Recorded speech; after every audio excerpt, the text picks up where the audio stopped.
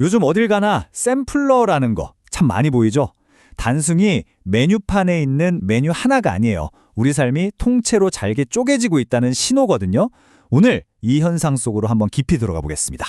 한번 생각해 보세요. 빵집에 가도 맥주집에 가도 심지어 화장품 가게에서도요. 조금씩 여러 가지를 맛보고 경험하려는 이게 바로 요즘 소비 트렌드의 가장 큰 특징이죠. 자, 구체적인 예를 들어볼까요? 요즘 빵 좋아하시는 분들 사이에서 난리 난 거 있잖아요. 유명 베이커리 6곳의 식빵을 딱 한 조각씩 모아놓은 빵 취향 찾기 샘플러. 정말 기발하죠? 맥주도 마찬가지예요.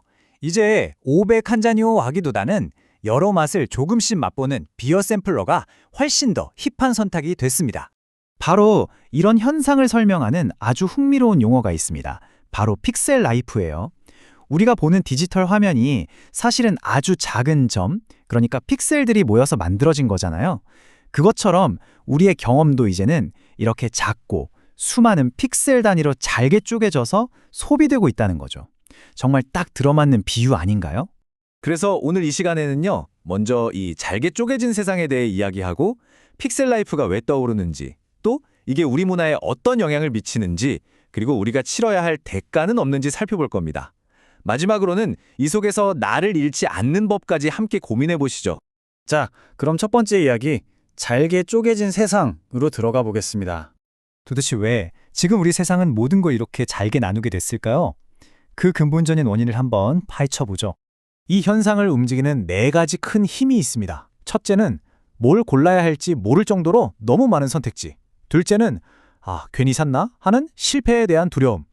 셋째는 혼자 사는 사람들이 많아졌다는 거. 그리고 마지막으로 나만 뒤처지면 어떡하지? 하는 불안감. 바로 포모죠. 이 4가지가 아주 절묘하게 얽혀 있어요. 자, 첫 번째 원인, 압도적인 선택지. 요즘 세상은 그야말로 선택의 홍수 시대잖아요. 그냥 동네 빵집이 아니라 온라인 마켓만 들어가 봐도 전국 각지의 명품 식빵이 수십 가지예요. 이걸 어떻게 하나씩 다 사봐요? 불가능하죠. 바로 이럴 때 샘플러는 정말 똑똑하고 합리적인 가이드가 되어주는 겁니다. 두 번째는 실패에 대한 두려움, 특히 돈 낭비에 대한 공포죠. 큰 맘 먹고 2만 원짜리 식빵을 샀는데 한 입 먹고 이게 아닌데 싶으면 정말 속상하잖아요. 돈도 아깝고. 하지만 샘플러는 이런 위험 부담을 확 줄여줘요. 6개 중에 딱 하나만 대박을 터트려도 왠지 이득 본 기분이 들거든요. 그리고 세 번째, 이건 정말 현실적인 이유인데요. 바로 1인 가구의 증가입니다. 혼자 사는데 식빵 한 줄 사면 솔직히 다 먹기 전에 굽거나 곰팡이 피기 일수잖아요. 음식물 쓰레기도 문제고요.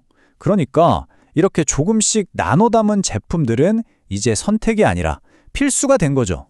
마지막 4번째는 우리 마음속에 있는 불안감, 바로 포모, 즉 소외 공포 증후군입니다. SNS만 켜면 요즘 이게 대세, 이거 안 먹어봤다고? 하는 글들이 넘쳐나잖아요. 나만 뒤처지는 것 같고 그렇다고 유행하는 걸 다 따라서기에는 지갑이 버티질 못하죠.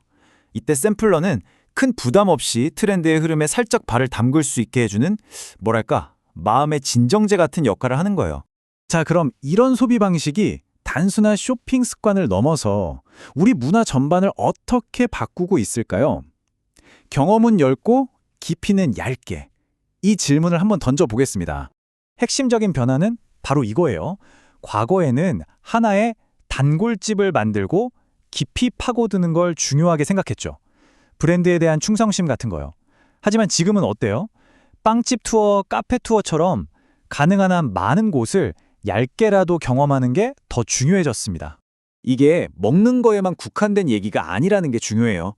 화장품 가게 가면 본품 사기 전에 써보라고 뿌띠, 작은 사이즈 제품들 정말 많죠. 심지어 세제도 향별로 하나씩 써볼 수 있게 캡슐로 나오고요. 어떤 빵 샘플러에는 내 빵 취향 찾기 퀴즈 같은 게 들어있기도 해요. 이제 소비는 단순히 물건을 사는 행위를 넘어서 나는 어떤 사람일까를 탐구하는 자아 발견의 여정이 된 셈이죠. 하지만 여기엔 어두운 면도 분명히 존재합니다. 이 문장 한번 보세요. 우리는 첫 만남의 설렘만 수집하고 익숙함이 주는 편안함은 놓치고 있다. 어떤가요? 왠지 좀 씁쓸하지 않으세요? 늘 새로운 것, 짜릿한 첫 경험만 쫓다 보면 오랫동안 쌓아온 관계에서 오는 그 깊은 유대감과 편안함을 놓치게 될 수도 있다는 거죠. 결국 이게 트레이드 오프인 거예요. 여러 가지를 빨리 맛볼 수 있는 효율성을 얻는 대신 무언가에 깊이 빠져드는 애착을 잃는 거죠. 모든 경험이 너무 잘게 쪼개지다 보니까 그냥 스쳐 지나가는 기억에 남지 않는 파편이 되어버릴 위험이 있다는 겁니다. 그렇다면 우리가 치러야 할 구체적인 대가는 뭘까요? 네 번째 섹션, 샘플의 대가입니다. 이 파편화된 세상에 숨겨진 비용은 생각보다 큽니다.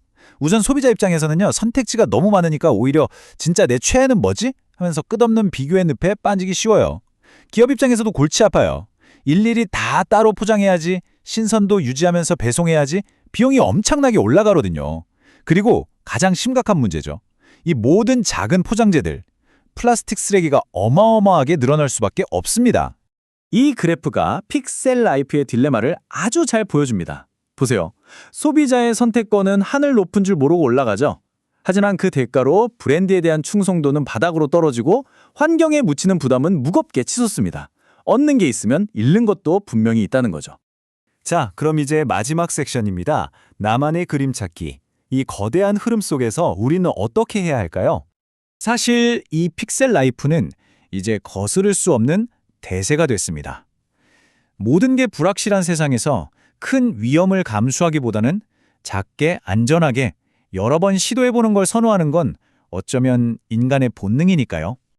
그리고 이게 꼭 나쁜 것만은 아니에요. 잘만 활용하면 모두에게 이득이 될 수 있거든요. 소비자는 어때요? 큰 돈 안 들이고 내 취향을 찾아 나설 수 있죠. 기업은요? 틈새 시장을 공략하거나 신제품을 효과적으로 알릴 절호의 기회입니다. 말 그대로 윈윈이 가능한 구조라는 거예요. 그러니까 진짜 중요한 건 바로 균형입니다. 이 픽셀들을, 이 작은 경험 조각들을 무조건 거부할 필요는 없어요. 진짜 과제는 이 흩어진 픽셀들을 주체적으로 모아서 나만의 스토리가 담긴 의미 있는 하나의 큰 그림으로 완성해 나가는 것. 바로 그겁니다. 오늘 이야기는 이 질문을 여러분께 던지면서 마무리하고 싶습니다. 이렇게 무수히 흩어진 경험의 픽셀들 속에서 여러분은 과연 온전한 나라는 그림을 잘 완성해 나가고 계신가요?